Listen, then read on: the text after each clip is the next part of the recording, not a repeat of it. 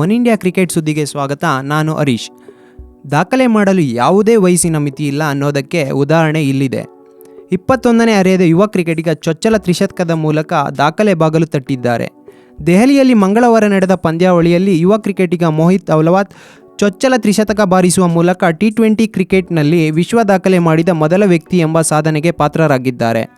ದೆಹಲಿಯ ಲಲಿತಾ ಪಾರ್ಕ್ನಲ್ಲಿ ನಡೆದ ಸ್ಥಳೀಯ ಫ್ರೆಂಡ್ಸ್ ಪ್ರೀಮಿಯರ್ ಲೀಗ್ ಟೂರ್ನಿಯಲ್ಲಿ ಫ್ರೆಂಡ್ಸ್ 11 ವಿರುದ್ಧ ನಡೆಯುತ್ತಿದ್ದ ಈ ಪಂದ್ಯದಲ್ಲಿ ಮೋಹಿತ್ 72 ಎಸೆತಗಳಿಗೆ ಬರೋಬ್ಬರಿ 39 ಸಿಕ್ಸರ್ಗಳು ಹಾಗೂ 14 ಬೌಂಡರಿ ಬಾರಿಸಿ ಎಲ್ಲರೂ ಅಚ್ಚರಿ ಪಡೆಯುವಂತೆ ಮಾಡಿದರು.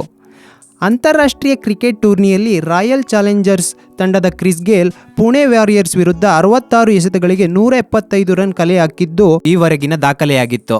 ಈ ಮೂಲಕ ಮೋಹಿತ್ ಅವಲವಾತ್ ವಿಶ್ವ ದಾಖಲೆ ಮಾಡುವ ಮೂಲಕ ಇತಿಹಾಸದ ಪುಟವನ್ನು ಸೇರಿದ್ದಾರೆ.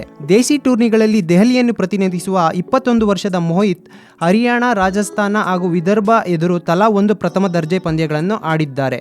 ಕೊನೆಯ ಓವರ್ನ ಸತತ 5 ಎಸೆತಗಳನ್ನು ಸಿಕ್ಸರ್ಗೆ ಅಟ್ಟಿದ್ದು ಈ ಪಂದ್ಯದ ಪ್ರಮುಖ ಆಕರ್ಷಣೆಯಾಗಿತ್ತು.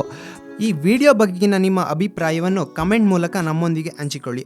ಹಾಗೆ ಈ ವಿಡಿಯೋ ನಿಮಗೆ ಇಷ್ಟ ಆಗಿದ್ದರೆ ಶೇರ್ ಹಾಗೂ ಸಬ್ಸ್ಕ್ರೈಬ್ ಮಾಡಿ. ಧನ್ಯವಾದಗಳು.